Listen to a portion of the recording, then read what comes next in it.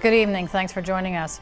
The Occupy Victoria protesters may have worn out their welcome. The City of Victoria making it clear today that the tent city, which has been a fixture of Centennial Square for more than 3 weeks, has to go. Reporter Kylie Stanton joins us now live from the Occupy Victoria site with the latest. Kylie.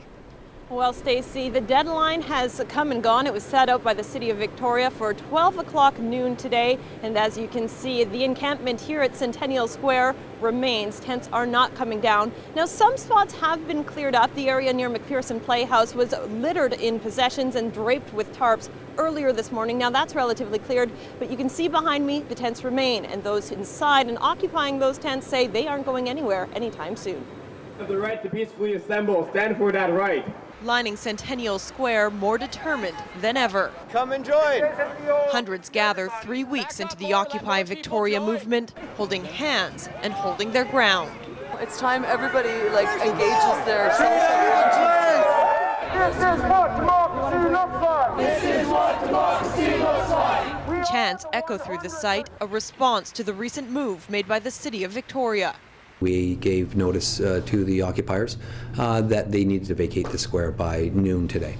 With the deadline looming, some start packing up, complying with the order to remove all tents and structures from the square. But others, Hell no, we won't go.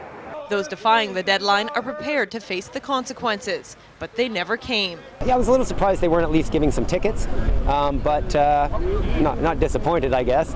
And so the encampment remains, what's expanded from these grounds into the trees. The plan? To stay here as long as it takes to get some change. That message is being delivered to City Hall. Is an issuance of a response to the eviction letter that the City of Victoria issued yesterday morning. Anushka Naji is leading the charge with a letter to Mayor and Council on behalf of the People's Assembly of Victoria. It sort of expresses some disappointment at the closed channel of communication that has occurred as a result of the eviction notice, and sets out our charter rights to the N2C to peaceful assembly and free speech. But the city insists they've been left with no choice but to take action in the interest of public safety. Obviously, we've been concerned with the increasing level of criminal activity that's been happening out there, a lot of drug use.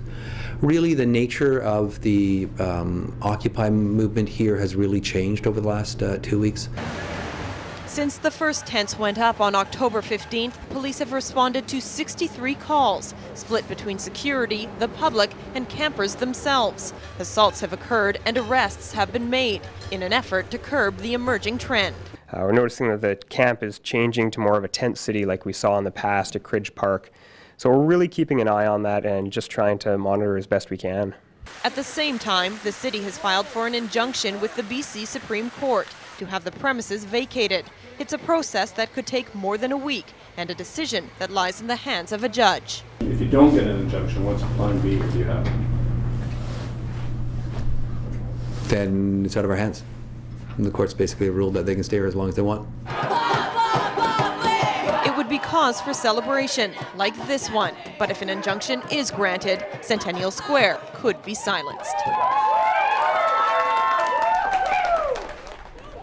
Now, Kylie, we know there are costs associated with monitoring the situation in Centennial Square. What kind of resources have been dedicated towards that to Occupy Victoria camp at this point? Well, as you just heard in the story, 63 police calls have been made. Those are ranging from everything from noise complaints to assaults. But there's also a dollar figure associated with, last pegged at $20,000, and that number is sure to rise as the protests continue. Kylie, is there a time frame, a finite date when these campers have to be out of Centennial Square?